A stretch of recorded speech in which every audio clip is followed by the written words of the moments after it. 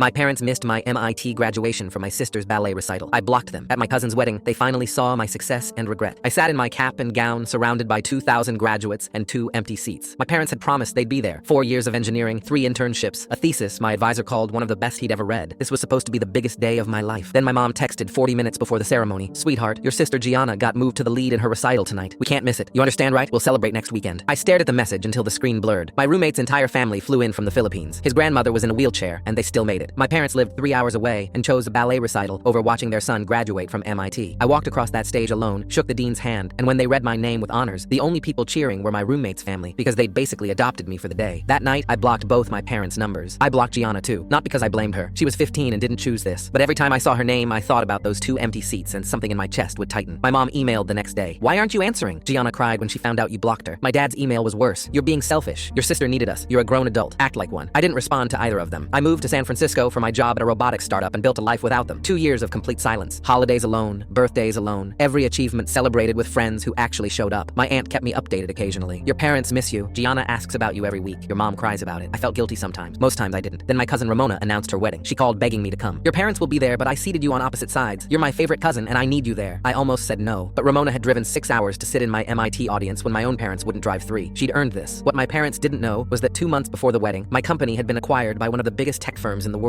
My name was in Forbes as the lead engineer whose patents made the acquisition worth billions. I'd also closed on a house and paid for my first car in full cash. I wasn't showing off. I was simply doing well because I'd spent 2 years pouring everything into work instead of grieving parents who didn't deserve my tears. At the reception, I was talking to Ramona's friends when I felt someone staring. My mom was standing 20 feet away, completely frozen. She looked older, more gray hair, thinner face. My dad was beside her with an expression I'd never seen before, like he was looking at a ghost. Gianna was behind them, 18 now, and the second she saw me, she started crying. I turned back to my conversation. 10 minutes later, my mom appeared at my table, her voice barely a whisper. "Can we please talk? I'm at a wedding," I said without looking up. "This isn't the time." My dad came over. "Son, we made a terrible mistake. We know that now. You made a choice," I corrected him calmly. "There's a difference." Gianna pushed past both of them. "I didn't ask them to skip your graduation. I found out after and screamed at them for hours. They told me you wouldn't care because you'd have other graduations." "Other graduations?" I laughed, but nothing was funny. "You graduate from MIT once." My mom reached for my hand, her fingers trembling. "We saw the Forbes article. We had no idea you were doing so well. We're so incredibly proud of you." I pulled my hand away. "You're proud because Forbes told you to be. Where was that pride when I was alone in a cap and gown?" My dad's eyes were red and glassy. "We've spent 2 years regretting it every single day. And I spent 2 years building a life without you. That wasn't easy either." Gianna was sobbing now, barely able to stand. "I quit ballet after you blocked us. I couldn't dance knowing what it cost our family. That one hit me like a truck. My little sister gave up something she loved because of guilt that was never hers to carry." I pulled her into a hug, and she collapsed against me shaking. Over her shoulder, I looked at my parents standing there completely broken. "You can earn this back, but it starts with understanding that you don't get to rank your children, ever." My mom nodded through her tears. "We know. We're so sorry." "Sorry is a start," I said quietly. "But those 2 empty seats, I'll remember them for the rest of my life."